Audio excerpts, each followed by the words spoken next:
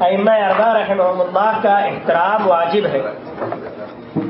حیرت و استعجاب کی بات یہ ہے کہ مقلدین اگر کسی کو دیکھتے ہیں کہ انہیں اتباع سنت کی رغبت دلا رہا ہے اور تقلید سے ہٹا رہا ہے تو اس کی طرف غیر مناسب باتیں منسوب کرتے ہیں، جھوٹے الزامات کی بوچھار کر دیتے ہیں اور دھوکہ دینے کے لیے آپس میں ایک دوسرے کو چکنی چپڑی باتوں کا وسوسہ ڈالنے لگتے ہیں اور کہتے ہیں کہ تقلید کی مذمت سے اس کا مقصد ائمہ اربعہ رحمہم اللہ کی توہین و تنقیص ہے۔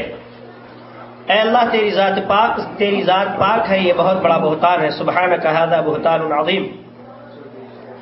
ان مسکینوں کو اتنا بھی شعور نہیں کہ ائمہ اربعہ رحمہم اللہ نے خود ہی اس بات کی وضاحت فرمائی ہے کہ کسی معین مذہب کی شخصی تقلید حرام، شرک کا ذریعہ اور ایسا کرنے والوں کو بدعت بلکہ ہلاکت و تباہی کے گڑھے میں ڈال دینے والی ہے۔ لہذا تقلید تو خود ائمہ اربعہ کی زبانی مذموم ہے، بلکہ تمام ائمہ یہاں تک کہتے تھے کہ مقلد کو تقلید سے توبہ کرایا جائے گا، جیسا کہ امام مالک رحمۃ اللہ علیہ نے اس کی صراحت فرمائی ہے کہ جو ابراہیم نخعی کے قول کو اپنا کر عمر بن الخطاب رضی اللہ عنہ کا قول ترک کر دے اس سے توبہ کرائی جائے گی، تو اس کا کیا حال ہوگا جو امام نخعی یا ان سے کمتر کی بات کو اپنا کر اللہ اور اس کے رسول کے قول کو ٹھکرا دے۔ لہذا جو کتاب و سنت کو حجت نہ مانے اور ائمہ اربعہ کے منع کردہ تقلید و تعصب اور مذہب پرستی کا مرتکب ہو، وہ ائمہ اربعہ کے منہج پر نہیں ہو سکتا، بلکہ وہ ان کا مخالف ہے، اور یہ در حقیقت مقلدین کی طرف سے ائمہ اربعہ کی تنقیص و توہین ہے۔ بلکہ تقلید اور مذہب پرستی کی ممانعت نیز کتاب و سنت سے ہدایت یابی میں ان کے طریقے پر در حقیقت ہم ہیں، اور یہی چیز قول و کردار دونوں حیثیتوں سے ان کے موافق ہے۔ لہذا ان کی قدر و منزلت اور عظمت شان کی توہین و تنقیص چے معنی دار۔ ناقدری اور توہین تو حقیقت میں وہ کر رہا ہے جو ان کی تقلید اور مذہب پرستی کا دعویٰ بھی کرتا ہے اور کھلم کھلا ان کے طریقے کا اولین مخالف بھی ہے۔ اور کوئی امام کی اس مخالفت کا انکار نہیں کر سکتا، اور اگر ایسا نہیں ہے تو یہ گھوڑا اور یہ میدان حاضر ہے، آؤ آج زور آزمائی ہو جائے۔ آ جاؤ میدان میں۔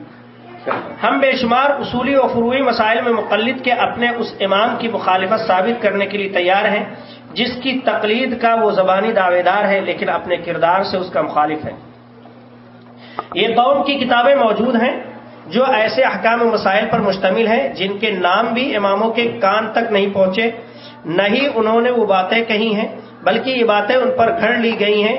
قیامت کے دن وہ اس سے بری ہوں گے، اور اگر اس زمانہ میں زندہ ہوتے اور اپنی طرف منسوب کردہ یہ جھوٹی فقہی تفریعات، مسائل اور احتمالات و قیاس آرائیاں دیکھتے تو علی رؤوس الاشہاد بآواز بلند چیخ پڑتے کہ یہ مسائل ہم پر جھوٹ ہیں، اور جلدی نہ کریں، انشاءاللہ قیامت کے دن انہیں ضرور چیختا ہوا پائیں گے، جیسا کہ ملا معین الدین حنفی رحمہ اللہ نے دراسات اللبیب میں فرمایا ہے۔ حنفی کہا گیا لیکن حنفی سے نہیں، حنفی اس نے کہا کہ اپنے آپ کو حنفی لکھتے تھے، مشکل کیا تھی، تم کس مذہب کے ہو؟ تو اگر کہتے تھے ہم وہاں بھی تو شاید بات نہ سنتا، اس لیے کیا کیا کہ انڈیا میں دھماکے کا پھول گلدستہ اس کے اندر کیا ہوتا تھا، شادی کارڈ ہے، پھر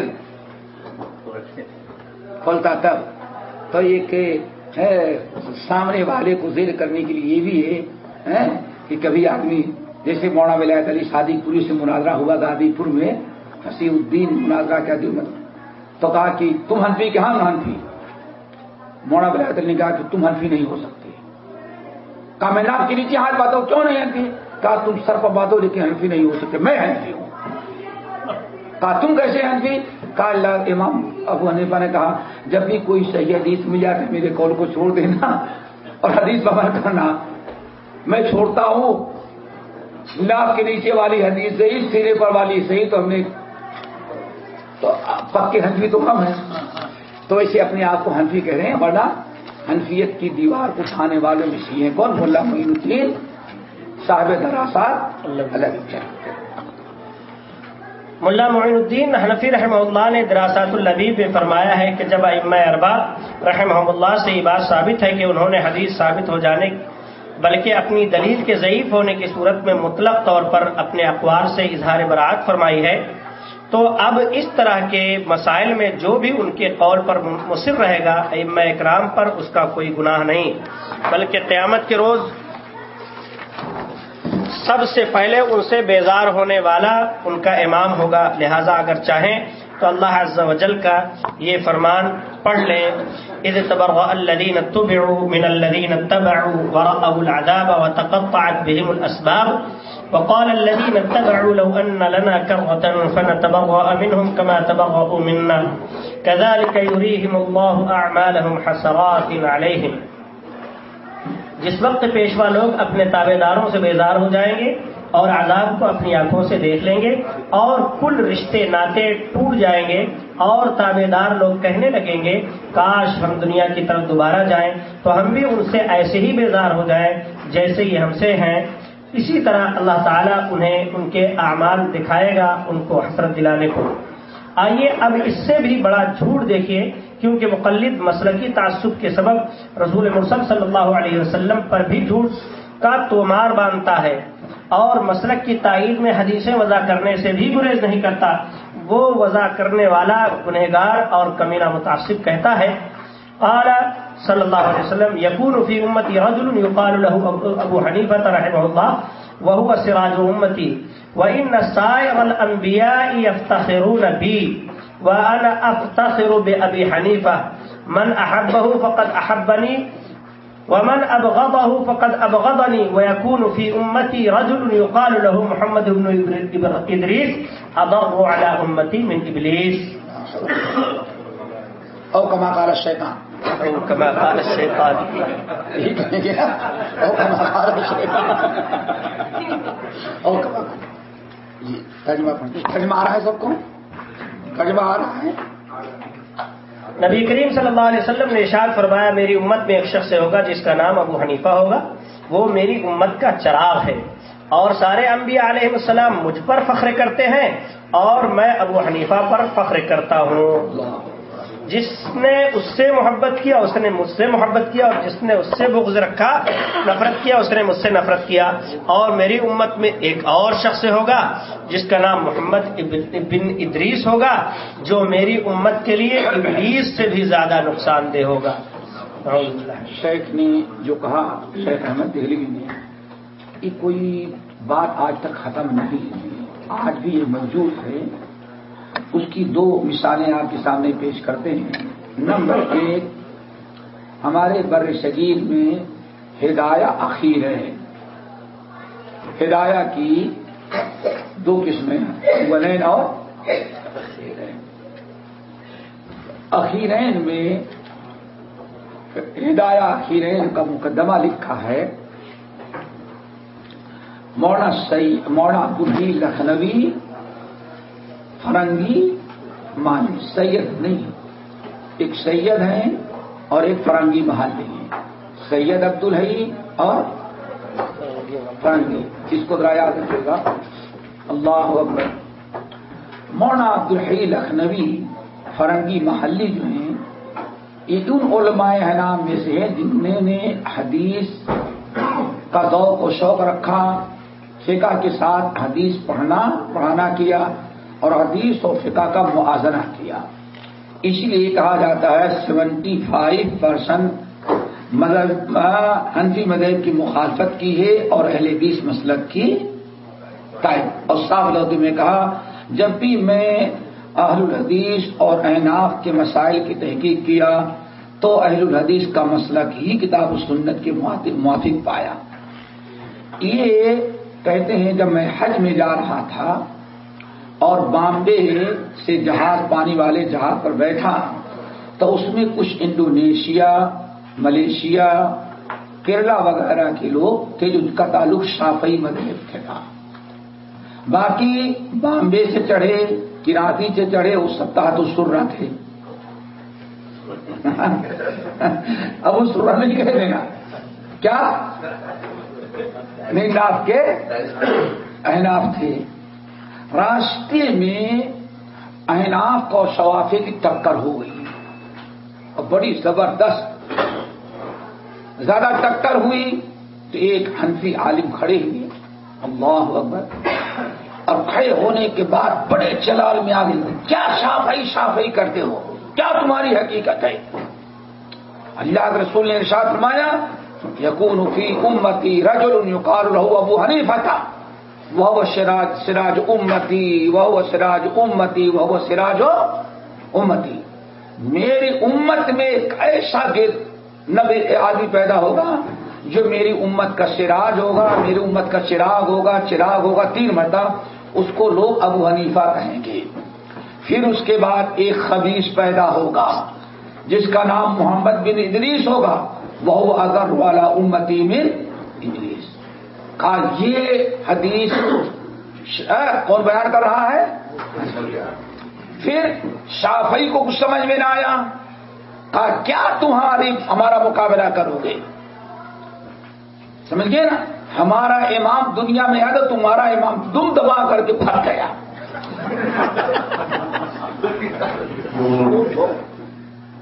کیسے بھگ گیا؟ کہا جاتا ہے 150 میں امام ابو حنیفہ کی وفات ہوئی اور 150 میں امام شافعی کی۔ کہا ہو تمہارا امام دنیا میں دندناتا پھر رہا تھا، میرا امام آیا تو بڑا ہنگامہ تھا۔ کہا مجھے حیرت ہوئی کہ اس زمانے میں بھی ایسے لوگ موجود ہیں۔ کہا میں کھڑا ہوا اور لوگوں کو سمجھایا، دونوں پارٹیوں کو حدیث کی حقیقت ظاہر کی، اور پھر میں نے کہا بھائی جہاں تک تمہارا کہنا ہمارا امام آیا تو تمہارا امام دم دبا کے بھاگ گیا، سمجھ گئے نا؟ اتنے میں حنفی صاحب کھڑے ہوئے، ارے صاحب کیا خبر ہے، ہمارا امام جب تک دنیا میں تھا ان کا امام دنیا میں آنے کی ہمت ہی نہیں، کہ ماں کے پیٹ میں پھنسا رہا۔ سارے ہنگامے کہا جاتا ہے امام شافعی عام جو مدت ہے نا اس سے زیادہ اپنی ماں کے پیٹ میں رہے، تو کہنے لگے کہ میں نے سمجھایا اور کہا دیکھو کیوں لڑتی ہو، بات اصل یہ کہ امام صاحب رحم ابو حنیفہ تمہارے امام تھے، دنیا میں دین کا کام کر رہے تھے، انتظار کر رہے تھے کوئی ہمارا نائب آئے تو میں چلا جاؤں، تو امام شافعی پیدا ہو گئے، دیکھیے ہمارا نائب ہے تو امام ابو حنیفہ۔ لیکن بات وہیں رہ گئی۔ نمبر 2، ترکیہ کا ایک شخص ترکیہ میں پیدا ہوا، ہجرت کر کے مصر پہنچا، جس کا نام ہے زاہد کوثری، جس کے شاگرد ابو فتح عبد الغدہ، مولانا محمد یوسف بن نوری، یہ سارے لوگ ہیں۔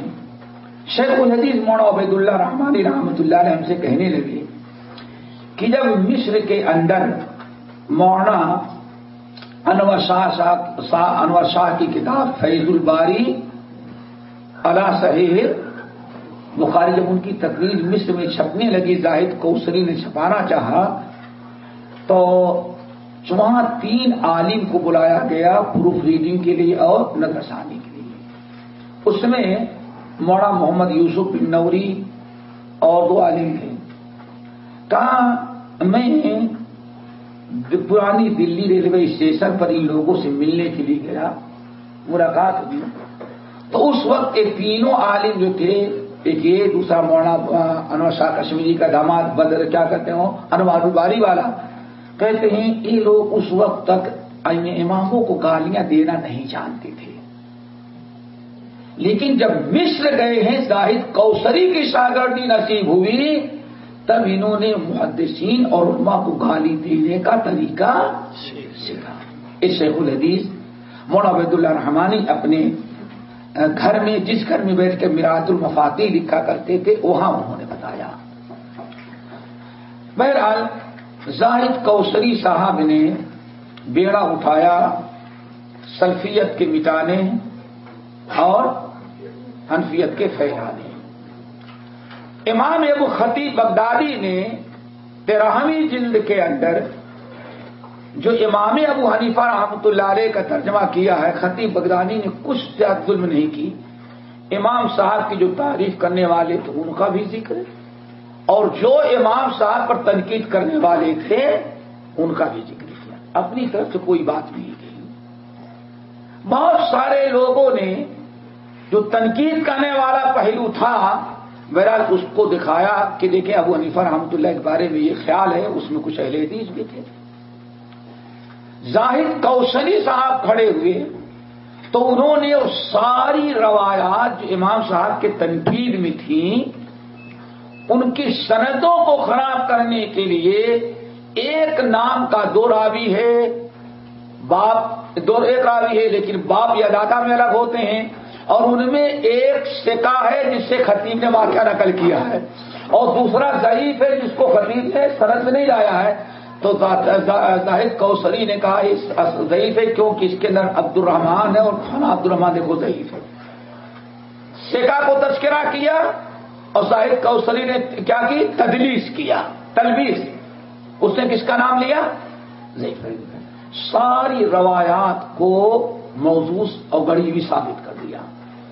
اب وہ یہ سمجھ رہا تھا کہ جہاں تک ہماری نگاہ ہے رجال پر، کسی اہل حدیث عالم کی وہاں تک نگاہ نہیں، اور ہم نے ابو حنیفہ کو بری ثابت کر دیا رحمہ اللہ. اور چلتے چلتے یہ حدیث جو ہے اس کو بھی حسن قرار دینے لگا. ہاں کون سی حدیث؟ سراج امتی والی. اللہ رب العالمین نے وہ جو ہمیں کہا جاتا ہے ہر فرعون را موسیٰ باشد، ہاں لکل فرعون موسیٰ. اللہ اکبر. اللہ رب العالمین نے شیخ علامہ عبد الرحمن یحییٰ المعلمی الیمانی کو پیدا کیا. اس نے کتاب لکھی تھی تانیب الخطیب، یعنی خطیب کی مٹی پلید کرنا، خطیب بغدادی.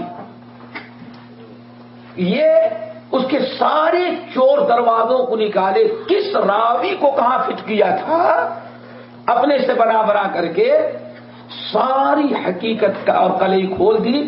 کتاب کا نام رکھا التنکیل لما فی تانیب الاباطی، تانیب الخطیب من الاباطی. لکھا 2 جلدوں میں، سارا پردہ فاش کر دیا. پھر نور علی نور. ابھی معلمی دنیا سے جا رہے تھے، اللہ تعالیٰ نے دوسرا عالم پیدا کر دیا علامہ ناصر الدین البانی کو. ان کا مقابلہ ہوا ہمارے مئو کے مولانا حبیب الرحمان،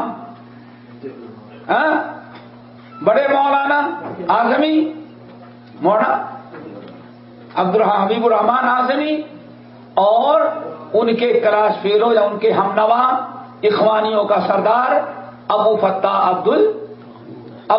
عبد الفتاح. ان دونوں نے مل کر کے البانی کا مقابلہ. البانی صاحب میدان میں آئے، ہندی کی چندی کر دی، اور التنکیل پر مزید حاشیہ چڑھا کر کے جو کچھ کسر باقی تھی وہ بھی انہوں نے اور ساری مٹی پلید کر کے رکھ دی، اور دنیا کے سامنے رکھا. ایسا بے ایمان کی طرح سے کوئی اس حدیث کو بھی صحیح سب کھل کر کے بات آ گئی.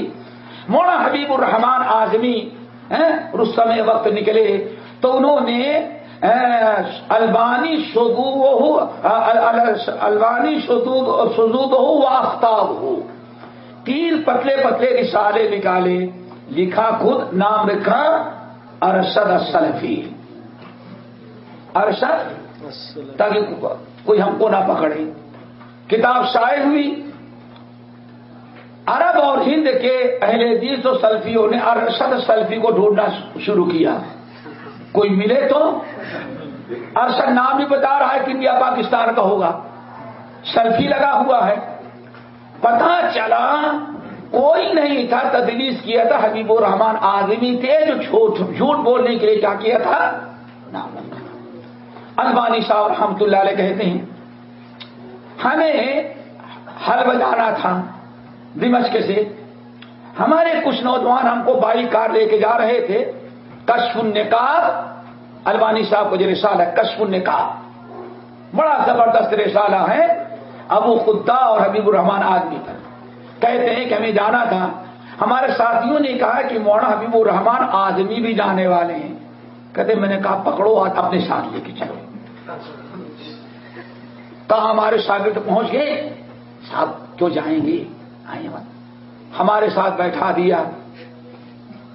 اب بیٹھا دینے کے بعد جب گاڑی چلی حلب کی طرف تو اب جو ہمارے ساتھ تھے اب ایک ایک بات حبیب الرحمان آدمی نے جو الزام لگایا تھا یا خدا نے پڑھنا شروع کیا اور پوچھتے البانی صاحب سے.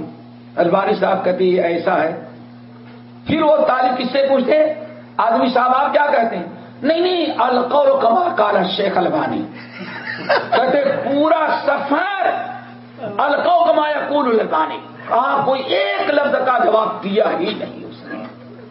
ایک بار ایک بھی کہا کہ لائے تو لے نہیں اٹھتی ہے وہ مالک موجود فی المدینہ. اللہ ذرا سوچو, اتنا سب کچھ ہو اللہ اتنا سب کچھ ہو جانے کے باوجود آج بھی اس کی ترویج کی جائے, لیکن اللہ رب العالمین نے کھڑا کیا بتانا کیا چاہتا تھا کہ حدیث آج بھی لوگوں کے زبان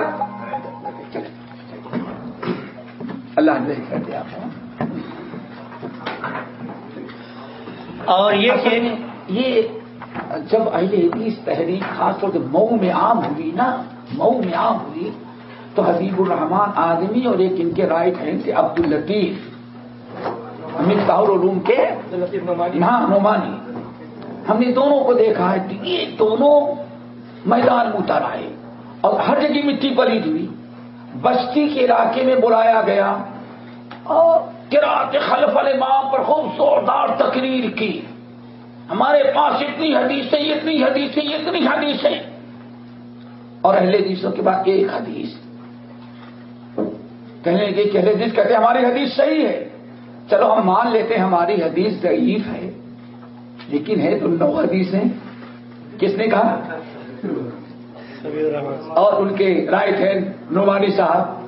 کوئی اہل حدیث بیچارہ کسان آیا تھا ان کی تقریر سننے کے لیے. مولانا تو آئے نہیں, آیا کیا تھا کسان.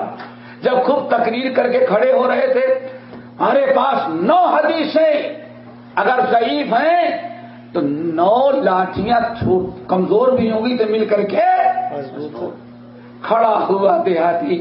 مولانا صاحب ہم آپ سے پوچھتے ہیں, ایک کے پاس لوہے کا بڑا ہتھوڑا ہے, ہتھوڑا, اور ایک آپ ہے 100 سوئی آپ کے پاس ہے, رکھے تو کیا ایک ہتھوڑا کو برداشت کریں گی؟ کہا نہیں. کہا میری ایک حدیث ہتھوڑا ہے, آپ کی 9 حدیث ہے جو سوئی ہے. ایک ہتھوڑا مارے کے لا صلاۃ علیہ وسلم یہ کرا تو آپ کی ساری حدیثیں کون کامیاب. مجمع پورا ہنسا, دونوں ذلیل ہو کر چوبا تارے ادھر گئے اور اہل حدیث کے اندر آتا ہوا کاٹا رہا, بلاؤ پورا طرح کریں ہم سے. بستی کے اندر آزا پیش آیا ان کے زمانے کے اندر. تو یہ تھا ان کے مبلغ علم. ہمیں مولانا حبیب الرحمان آدمی کا کہ مجلس نے شرکت کی, جامعہ سے جا کر کے حدیثیں تقریر وغیرہ کرتے تھے تو حدیثیں پڑھ کے ترجمہ کرتے, سیدھے سادے تھے. لیکن بہرحال اس سلسلے میں ادب اللطوف تھے, سلفیت. چلے سے ادب اللطوف 11 بجے بس کر انشاءاللہ شام کو بس کریں. باب بھی ختم ہو گیا نہیں, باب ختم کرنے میں زیادہ وقت کہاں تک پڑھیں یاد رکھیں انشاءاللہ. اثر پڑھ کے فوراً. ہاں اثر پڑھ کے فوراً انشاءاللہ. شیخ عبید اللہ کے بارے میں بھی بتائیے نا, آپ کی ملاقات ان سے ہوئی کن سے؟ شیخ عبید اللہ. اب تو مجھے برخاست ہو گئی. بتائیں. شیخ عبید اللہ رحمانی یہ عجائبات دنیا میں سے تھے. بڑے سیدھے, بڑے ذہین, سیاستداں, ہر فن مولا تھے. دہلی رحمانیہ میں جب پڑھتے تھے پڑھاتے تھے, بخاری شیخ الحدیث مولانا عبید احمد اللہ صاحب کے شاگرد تھے. ان کے چلے جانے کے بعد وہی جو ہیں دارالحدیث رحمانیہ کے شیخ الحدیث بنے. عالم یہ تھا ان کا کہ اتنی حدیث کے شیدائی تھے. شیخ الازہر ایک مرتبہ آئے انڈیا میں، ہندوستان میں اس وقت کا آئے اور تمام دینی اداروں کا دورہ کرنا چاہے. دارالعلوم دیوبند گئے، یہاں گئے، وہاں گئے. شیخ الازہر جب شیخ الازہر دارالحدیث رحمانیہ آئے تو ناظم تھے دارالحدیث کے، انہوں نے خواہش ظاہر کی کہ آپ نے ہر جگہ حدیث پڑھانے کا انداز دیکھا ہے، ہم چاہتے ہیں کہ آپ ہمارے ہاں جو حدیث پڑھائی جاتی ہے اس کا بھی انداز دیکھ لیں. دارالحدیث ایک ایسے حال بنوایا تھا حاجی ناظم، جس کا نام ہی تھا دارالحدیث. اس میں بیٹھ کے حدیث کا درس ہوتا. شیخ الحدیث اس میں بیٹھتے تھے. ناظم صاحب آئے، کہا شیخ الازہر آئے ہیں، ہم چاہتے ہیں کہ آپ درس دیتے رہیں اور ان کو ہم لے کر کے آئیں، آپ کا درس حدیث سن لیں. کیا خیال ہے آپ لوگوں؟ بہت اچھی چیز تھی نا. لیکن شیخ اس قدر حدیث اور اتباع سنت کے پابند تھے.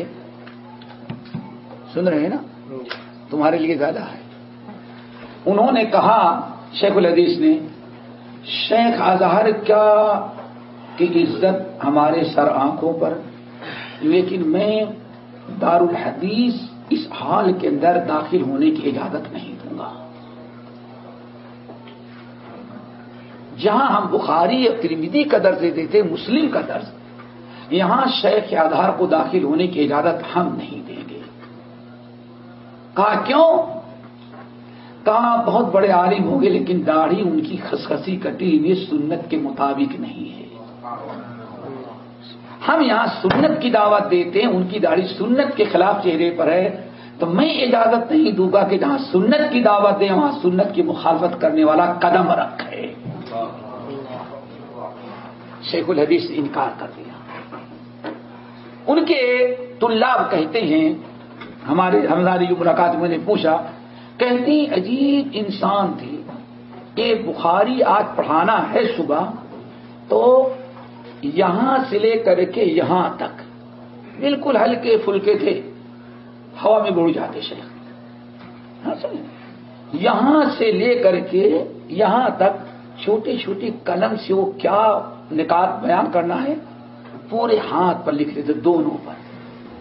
پھر بخاری پڑھانا ہے تو بخاری کے حاشیے پر سب لکھ کر کے پھر بڑی محنت سے بخاری پڑھاتے تھے اور معلوم پڑتا تھا کہ دریا بہ رہا ہے. پھر عالم یہ تھا سلفیت کا، ایک زمانے میں بلوغ المرام پڑھاتے تھے، تو بلوغ المرام پڑھاتے، اذا بلغ الماء قلۃ لم يحبل پڑھاتے. تو ان کے ایک شاگرد ملے، پوچھا، کہتے دیکھو حدیث یہ کہہ رہی ہے، اہل حدیث یہ کہتا ہے، شافعی یہ کہتا ہے، حنبلی وہی کہتا ہے، مالک اور حنفی منفی یہ کہتا ہے. سمجھ گئے نا؟ کہتے یہ بلوغ المرام پڑھانے کا انداز تھا شیخ الحدیث کا، بڑے زوردار برابر پڑھاتے رہے. 47 میں جب تقسیم ہوئی تو چونکہ شعبان کا مہینہ تھا، عید کے بعد ہی وہ آ گئے مستقل. کہاں؟ مبارک پور میں آنے کے پہلے ایک بڑا عجیب واقعہ بیان کرتے تھے. ہم فاضل کے امتحان دے کر کے شبلی کالج سے لوٹتے تھے تو برابر ملاقات کے لیے آتے تھے ہم لوگ. 2-3 ملاقات ہوئی، ان کے ہاں سے چائے وغیرہ ملی ہے الحمدللہ. شیخ کے ہاں 10 مبارک سے چائے ملی ہے. ان کی ضیافت بھی بڑے عجائبات میں سے تھی.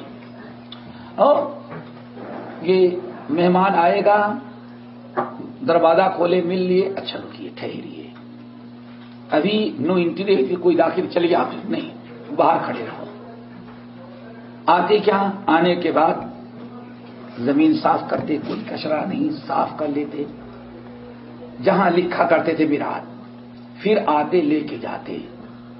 اب بیٹھا دیا آپ کو، اور شیخ الحدیث گائے. شیخ آئے، اب آپ کو घासलेट वाला एक स्टोव आता था ना, हाँ, अब खसा खस की वही आवाज आएगी दूसरे कमरे में। थोड़ी देर के बाद शेख अपने हाथ से चाय और उनके बेटे शेख अब्दुल अजीज वगैरह जो पढ़ते खजूर ले जाके रखे थे, चंद खजूर और पानी और चाय ला के रखते। आपने खाए पी लिया, हमाम तो नहीं जाना है, किसी जगह बाहर से आएंगे, नहीं जाऊंगा, अच्छा बैठे नहीं, वल्लाह जाते अपने से पानी डाल के हमाम साफ करते, लोटे में पानी भर के रखते, तैयार हो जाता तब ले जाते। शेख अजायबात में से थे, हमने जिंदगी में ऐसा इंसान नहीं देखा तबादो। अब सबसे फारूक हो गए, बैठे। जब ज्यादा देर हो जाती तो कहते हैं शेख जो मिरात नहीं तकमील कर सके, उसमें एक वजह ये भी थी कि कुछ आगे बैठ के उठना नहीं है।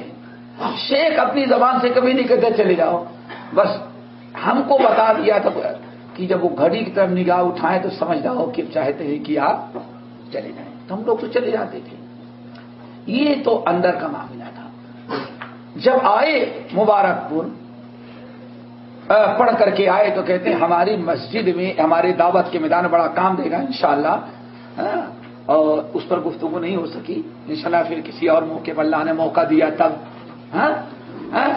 कि अमली दावत बड़ी कामयाब होती है। जहां जबानी कलमी दावत फेल होती है, वहां कौन सी दावत काम आती है? शेख कहते हैं जब मैं दिल्ली रहमानिया से पढ़ करके आया तो मेरी शामत आई थी। हमारे मस्जिद का तरीका था समय अल्लाहु लिमन हमिदा रब्बना लकल हम्दु हम्दन कसीरन तय्यबन मुबारकन, जितनी आवाज हो सकती है उतने बुलंद आवाज से। किसी ने बता दिया इतने जोर से बोलो कि अर्श भी इस लालच में सारे अहले खूब जोर से बोलती थी। तो मैंने मेरी शामत आई थी, मैंने कहा लोगों इतने जोर से नहीं बोलना चाहिए, आहिस्ता। कल के लौंडे भी पढ़ने के लिए कल ही घूमते थे, पढ़ करके आए तो मौला बड़े बड़े फतवे देने लगे। कहा एक इंसान ने हमारी बात नहीं मानी, शेख ने हमसे बताया एक इंसान ने हमारी बात नहीं मानी। कहते हैं फिर मैंने क्या किया कि अब किसी को टोकता नहीं था। आज यहां खड़े हो गए तो एक आदमी इधर एक आदमी उधर, इधर सब लोग खूब जोर से बोलते चिल्ला करके, और मैं कहता रब्बना लकल हम्दु हम्दन कसीरन तय्यबन। अब वो दोनों सिंधी कहते यार दिल्ली से पढ़ करके आया मौलाना, ये तो आहिस्ता से बोलता है, हम लोग चिल्ला के बोलते हैं। कहा अब उन दोनों की सलाह हुई। फिर कल यहां नहीं खड़ा होता, दूसरी जगह खड़ा होता, दो के दरमियान दावत तबलीग का। वहां जगह बदल दी तो वहां दाएं बाएं वालों ने सोच, चूंकि हंगामा हो गया था आहिस्ता से जोर से, वहां भी आहिस्ता उनकी। तो कहने के पूरी मस्जिद के लोग सुधर गए, लेकिन जो हमसे 3 बूढ़े बड़े हैं वहां तक नहीं सुधरे। कहा कि सब समझ गए लेकिन उनके निगाह में अभी लौटे ही है। यूपी में लौटा नहीं बच्चा जिसके द्वारा पुट्टा कहते हैं छोटे, अभी यह नहीं। तो शेख कहेगा देखो दावत के मैदान में इतनी मुश्किलात, एक तो ये। दूसरा बड़ा हैरतनाक वाक़या जो वलकादिमीन लगेगा या अल्लाहुम्मा हदी कौमी फइन्नहुम, करने के जब मिरात लिखने के लिए बैठ गया तो पूरे मुबारकपुर में खलबली मच गई कि ये तो अब आ गया यहां बैठ के वहाबियत फैलाएगा। तो किसी बरेलवी को तैयार किया, रात में उसके घर में बच्चे जो संडास करते थे रात को हमारे दरवाजे पर डाल जाता था। शेख उल हदीस कहते हैं मैं बेखबर दरवाजा खोलता और पैर में लग गया, तो कीचड़ कहां से बदबू आने लगी। कहते मस्जिद में जाता तो धुला, और फर्ज के बाद रोशनी होती तो आके देखता कि वो संडास पड़ा हुआ है। कहते मैं मिट्टी मिलाकर उसको साफ कर देता था, मैं अपने घर वालों को भी नहीं बचाता था, किसी को नहीं बताया। कहा एक अरसे तक हमारे साथ कोई शख्स यही कर रहा था, हमें भी पता नहीं कौन है। सुबह गुर्बत थी, टाट वगैरह थी नहीं, रोड पर लाइट नहीं, लेकिन संडास में पैर। कहा कि میں کسی کو نہ بتایا، نہ گھر والوں کو نہ نمازیوں کو. کہتے ہیں ایک دن ایک بریلوی دوڑا ہوا آیا. دیکھا بریلوی دوڑا ہوا آیا. کہاں مولانا بیت اللہ کہاں ہے؟ مبارک کہاں ہے؟ مبارک شیخ الحدیث. کہا وہ گھر میں ہے. کہا کہ میرا باپ اس کے پیٹ میں بہت تکلیف ہو گئی ہے، وہ آپ کو بلانا چاہتا ہے. ہاسپٹل سے نکلنے کے لیے بڑی مر رہا ہے. شیخ الحدیث سوچے کچھ دعا وغیرہ کروانا ہوگا، چلے گئے. ہاسپٹل میں جب گئے تو رونے لگا. کہا کہ اس سنداس پھینکنے والا میں تھا، آپ کو میں نے تنگ کیا. آج میرے پیٹ میں تکلیف، مجھے سزا مل رہی ہے. کسی ڈاکٹر کے پاس کوئی دوا نہیں، اللہ نے مجھے سزا دیا. میں نے آپ کو تکلیف پہنچائی تھی. آپ جب تک ہمیں معاف نہیں کریں گے ہمارے پیٹ کا درد ختم نہیں ہوگا. شیخ الحدیث آپ دیدہ ہو گئے. کہا کہ میں کبھی انتقام لوں گا. یہ سچے وارثین العلماء ورثۃ الانبیاء. اس کو شاباشی دی، معاف کیا اور دعا کر کے شیخ الحدیث واپس آ گئے. تب لوگوں کو پتا چلا وہ جو روزانہ سنداس پھینک جاتا تھا دروازے پر، وہ یہ بریلوی انسان تھا اور اس کو بریلوی علماء نے یہ تیار کیا تھا. تو شیخ الحدیث الحمدللہ میں نے پوچھا کہ شیخ یہ میراث بہت لمبی نہیں ہوتی جا رہی ہے؟ کہنے لگے کہ میں نے جب شروع کیا تھا تو سوچا تھا مختصر کریں گے، لیکن اتنے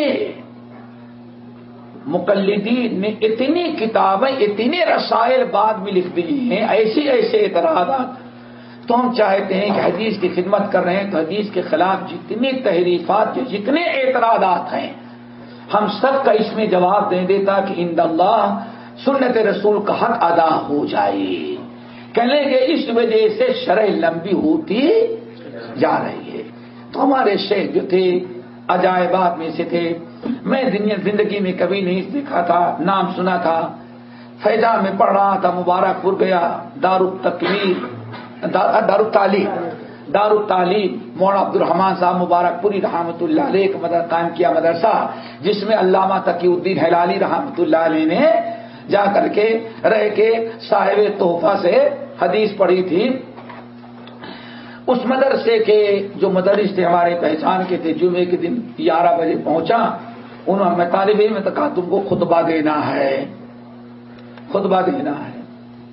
اب خطبہ دینا سمجھتے کہ پھر مشکل ہوتی ہے. ہمت کیا، ممبر پر چڑھا کے بوڑھا مسکین بیچارہ بالکل ممبر کے سامنے بیٹھا ہوا ہے. ہم نے سوچا کوئی ہم نے بھی خوب دبا کے خطبہ دیا، کوئی کسر باقی چنتا کہ سب کچھ کہا. سمجھ گئے نا؟ ہمیں کیا پتا کہ بوڑھا ہوگا. آ کے وجہ سیدھے نماز پڑھایا، قرات سنی، مسکرائے اور اٹھ کر کے چلے گئے. کسی نے نہیں بتایا کون ہے اور میں بھی نہیں پوچھا، چلے گئے. عصر کے بعد میں نے کہا شیخ الحدیث سے ملنے کا ارادہ، چلے ملے. تو پتا چلا وہی تو شیخ الحدیث جو تمہارے سامنے ممبر کے بیٹھے ہوئے تھے. یہ پہلی ملاقات تھی. پھر شیخ کے پاس گئے تو شیخ نے بڑی دعائیں دی، کچھ نصیحتیں بھی کی اور تعلیم و تعلم کے سلسلے بہت سارے رائے مشورے دیے. وہیں سے اسی خطبے کی برکت سے شیخ الحدیث سے تعلقات قائم ہوئے. اور پھر برابر اللہ ان کو جزائے خیر دے، مبارک پور آدم گڑھ جو بھی انسان ان سے مل کر کے آتا تھا، برابر وہاں کی جن نشاطات جو ہماری کی دبئی کی، برابر وہ سلام بھیجتے تھے اور دعائیں خیر پہنچاتے تھے. وہ کہ مشکل یہ ہوئی کہ شیخ الحدیث جی انتقال کی تو اس وقت ہم لوگ دبئی میں تھے، جنازے میں شریک نہیں ہو سکے. بامبے میں تھا، بامبے پہنچا تھا، وہاں کے آگے کوئی راستہ نہیں تھا. لیکن شیخ الحدیث ماشاء اللہ شرح لکھنے میں بھی وہ کمال دکھلایا، قیمت پوچھیں. اللہ مولانا انور شاہ کشمیری الزاق القدم بالقدم. تو انور شاہ کشمیری کہتے ہیں یہ غیر مقلدوں کو اللہ ہدایت دی گمراہ کرتے ہیں. کہتے ہیں پیر سے پیر، قدم سے قدم، اور یہ نہیں سمجھتے کہ با جو ہے وہ کس کے لیے آتا ہے؟ مغایرت کے لیے. مغارت نہیں، مصاحبت کے لیے. مرر تو بے زیدین، ہم زید کے قریب سے گزرے تو غیر مقلد کیا کریں گے؟ شیخ کے اوپر چڑھ کے گزرے اس کے پیر پر. ہاں ایسے اعتراض شیخ نے سب کے جواب نحوی، صرفی، علمی ہر اعتبار سے دیا. اور میرات المفاتیح کو لکھ کر کے بالکل انہوں نے بس دعا کرو کہ اللہ تعالیٰ کو اس کو پورا کر دے. پہلے تو نہ کم تھی، اب ایک جلد کا اضافہ اور ہو گیا. کتاب البیوع کے کچھ حصے آ گئے ہیں. شیخ کی بڑی تمنا تھی کہ اللہ توفیق دے. معاملات عبادات تک تو اہل حدیثوں نے بڑا کام کیا تھا، لیکن معاملات تک کوئی تفصیلی شرح نیل الاوتار کے علاوہ نہیں تھی. ان کی تمنا تھی معاملات یعنی کتاب النکاح، کتاب البیوع کو خوب تفصیل کے ساتھ لکھیں، لیکن مکمل نہ ہو سکی. اللہ تعالیٰ ان کی اس نیکی قبول فرمائے. انشاءاللہ کسی اور موقع پر ان کے بڑے کارنامے ہیں. اور بلکہ جماعت اہل حدیث کی دوبارہ جو نشست ثانیہ ہوئی اس میں ان کا بھی ہاں تھا، کیونکہ یہی سب کے مربی تھے.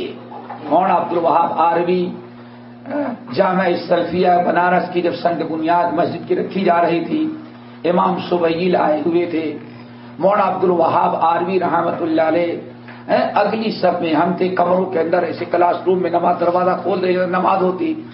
اگلی صف میں میں تھا، شیخ الحدیث تھے، بیچ میں میں تھا، اور ہمارے لیفٹ سائڈ ہمارے استاد مولانا عبدالسلام صاحب مدنی تھے جو ڈومریا گنج میں ابھی ہیں. اور اب مولانا عبدالوہاب آروی بیچارے مغرب کی نماز پڑھے، تھکے جیسے لیٹ گئے.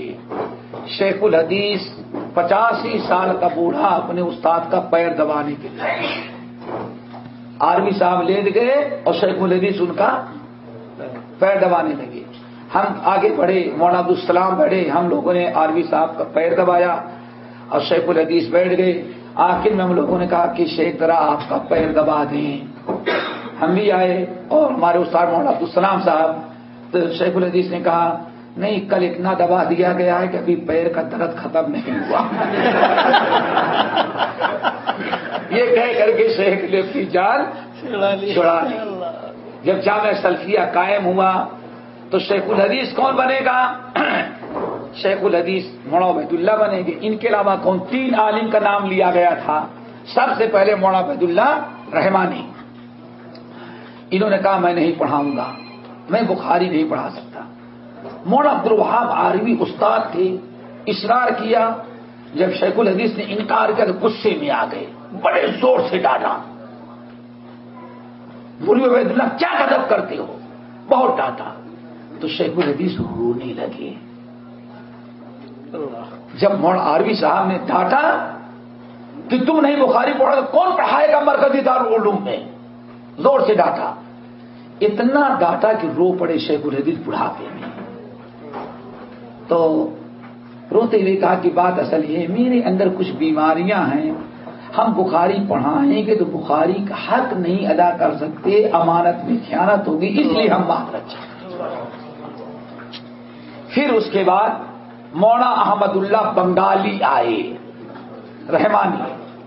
وہ آئے بخاری پڑھانے کے لیے اور وہ بنگالی تھے ماشاءاللہ. تو پہلے شاگرد ان کے کیا تھے؟ دیکھو ترمذی اب کودتا ہے، ترمذی کود رہا ہے. کہتے ایک دن قدم یہ ہوا کہ ناظم صاحب آ گئے، ناظم عبد الوحید. جو لوگ جانتے ہیں سلفیہ پڑھے جانتے ہیں کہ ناظم مال، حسن، جمال، علم ہر ایک میں مدرسین کانپتے تھے. ان کے کلاس میں داخل ہو گئے. بنگالی میں صاحب کرتے ناظم صاحب اٹھیے، اٹھو کلاس روم کے باہر جاؤ. اب ناظم صاحب پریشان، کیا غضب کر، نہیں اٹھو اٹھو اٹھو. کیوں؟ آپ سلام نہیں کیے، بغیر سلام کیے کلاس میں داخل ہو گئے. ناظم صاحب نے کہا میں نے سلام کیا. کہا کس نے سنا؟ ہم نے تو نہیں سنا. ناظم صاحب نے کہا میں نے سلام کیا. مولانا احمد اللہ بنگالی کہتے ہیں طلبہ سے پوچھو. طلبہ نے بھی کہا آپ نے کیا ہوگا لیکن ہم لوگوں نے سنا نہیں. ناظم صاحب کھڑے ہوئے، السلام علیکم. بنگالی مولوی صاحب نے کہا داخل ہونے کے بعد ہی، داخل ہونے کے پہلے ناظم صاحب کو باہر نکالا. یہ ہمارے اسلاف حدیث پر عمل کرنا، سنت پر کوئی سمجھوتا نہیں. نان صاحب باہر گئے اور پھر کہے السلام علیکم، پھر کلاس میں بیٹھنے دیا. یہ ابھی چند سالوں تک، ابھی صدی بھی نہیں گزری، لیکن گنوا دی ہم نے جو اسلاف سے میراث پائی تھی. سریا سے رمی پر آسمان نے ہم کو دے مارا. تجھے آبا اپنے آبا سے کیا تجھے آبا سے اپنے کوئی نسبت ہو نہیں سکتی کہ تو گفتار وہ کردار تو ثابت وہ سیارہ. چند سال تک ہمارے علماء ایسے ہوتے تھے، اور آج سلام تو جانے تھے مولوی ہمارے اہل حدیث علماء کیا کتنے مدرس ہیں جن کی سنت کے مطابق پوری داڑھی بھی نہیں رہتی. چلو